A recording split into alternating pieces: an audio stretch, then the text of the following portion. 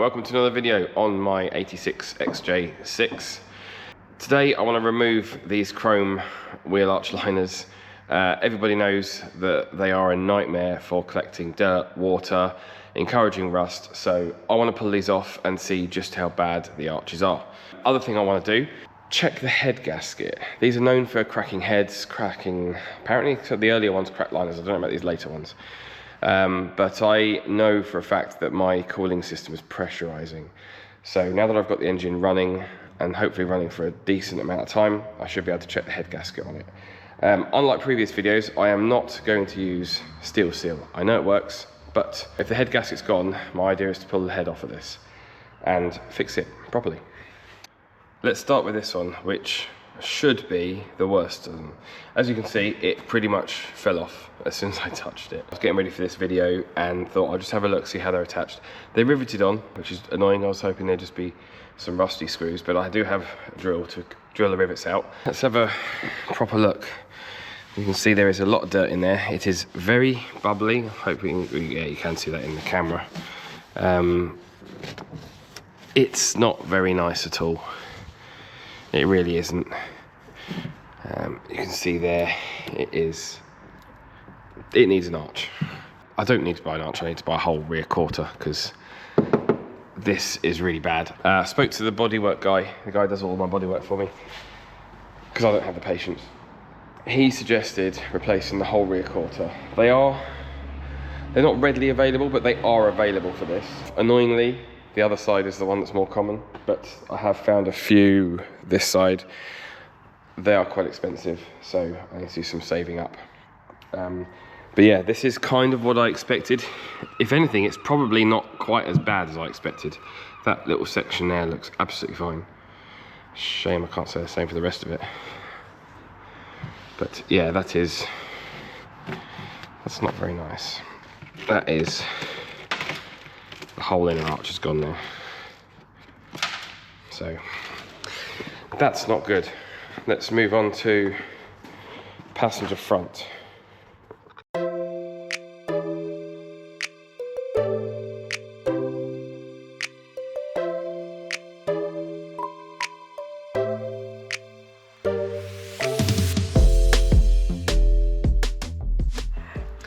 Okay, so once again we've got a lot of dirt, and let's give it a bit of a wipe down.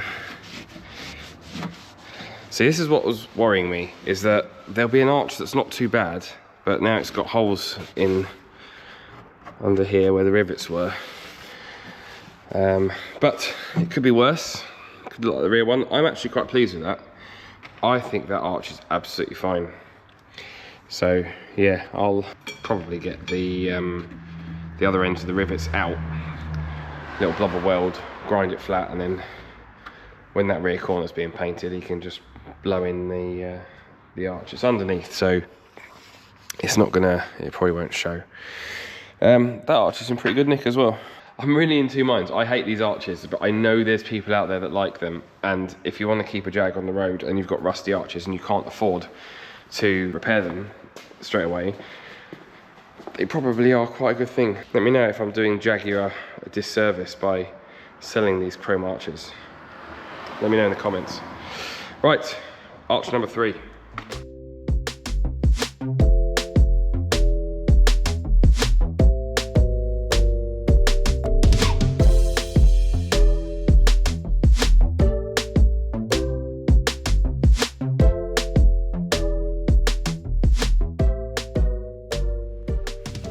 Okay, well this one we've got a new problem. This has got some of the original paint showing through it. So, which is a bit annoying. And I know this is one of the arches that could do with replacing. So that's but rust-wise, I think we're okay. That's a bit of glue. But yeah, so that's annoying where the arch has been rubbing through it. But yeah, it could be, again, could be worse. There's no rust there. Final one, let's get this off, and hopefully we've got 3 3 we can leave alone. Although I have bought a repair panel for this actually. Just this arch, because I know this bit down here is gone. Which I will be fitting in a later video. Which I've never done before, by the way. I've never done outside bodywork like that to the point where it needs to look good. So that'll be a nice little learning curve for me, and hopefully it won't go completely pear-shaped. If you want to see how pear-shaped it goes, make sure you subscribe, like the video. But yeah, let's take this last arch liner off.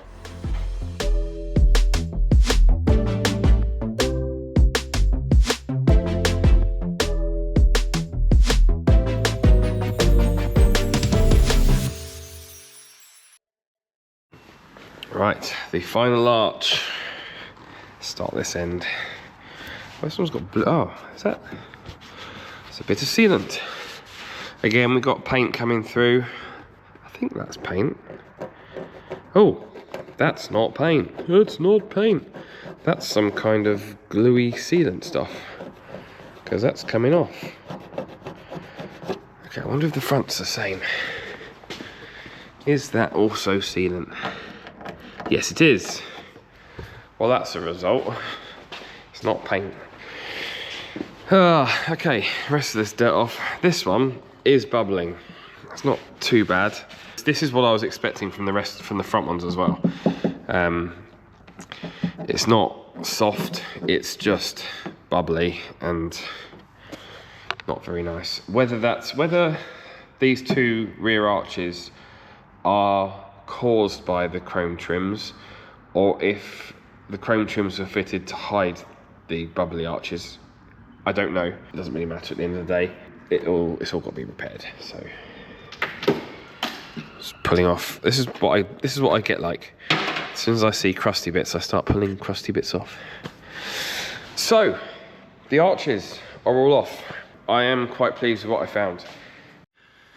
So if you've seen head gasket testing I've done in previous videos, you'll see I literally just use this CO2 detector and some detector fluid, and all we do is put some of the fluid up to the dotted line like that. As you can see, it is blue, and if you run the car up to temperature so that you've got steam coming out of the bottle, out of the reservoir, and then you literally just pump that, and if there's carbon monoxide in the system from the exhaust, it will turn green or yellow. I've had it turn yellow when they're particularly bad. Now the reason I want to do this is because when the engine wouldn't start, just through cranking I noticed that it was building up pressure in the cooling system, and if I do try and start it, bear in mind it has run a few times today, it takes a while.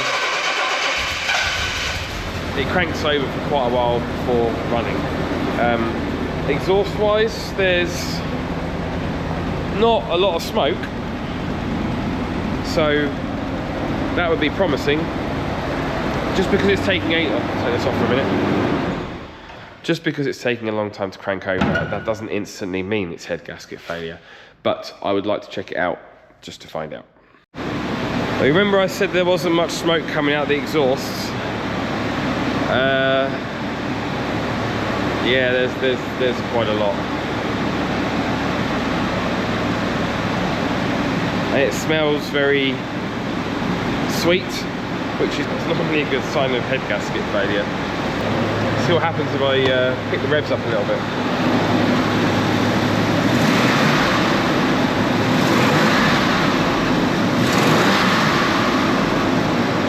Yeah, there's some big clouds. Again, could be condensation. I'm kind of hoping I can run it long enough for the temperature gauge to move off the bottom.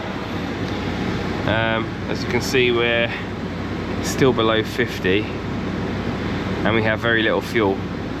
Temperature gauge I think is slowly starting to come up to about the 50 mark. We're still smoking. I took the cap off the coolant reservoir so I didn't have to undo it with loads of pressure in it. I can feel the temperature from the fan here actually now. There is some steam coming out,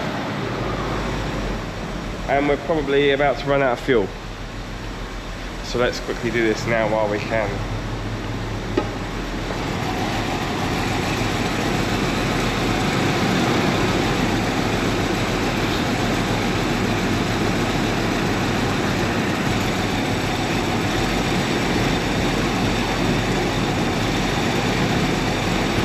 This is good news. This is really good news. That isn't turning green. Have I bought the first car for a long time that doesn't need a head gasket?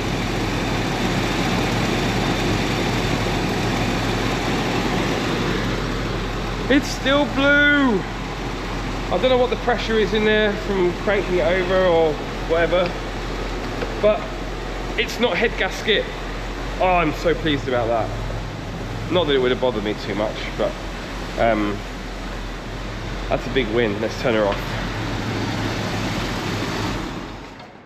I would imagine it's nearly out of fuel. So today, this video is one of the best ones I've done for a long time in terms of the potential for bad news. So both front arches I'm really happy with. Both rear ones I knew were going to be replaced anyway. They are rotten, but not as rotten as I expected. Head gasket is fine. The engine has just run for the longest it's run since I've owned it. Everything is all good. You don't want to miss the next video where I am going to start pulling that apart. I need to get this thing to the point I can get on a 2-poster, which gives me, I think, 1 weekend left to, I think, before Christmas. So I want to try and I need to get that bit solid. I've got to cut it all out, make it solid enough that I can get it on a 2-poster, jack it up to do the rest of the welding. So I'm hoping, I think it'll be okay. I think a lot of your comments have been really, really positive and really made me feel better about doing that. Yes, it's crunchy, yes, it's soft. I don't think it's going to take a lot to make it stronger again. So yeah, that's it for this video. Thanks for watching. Like, subscribe. I'll see you next time.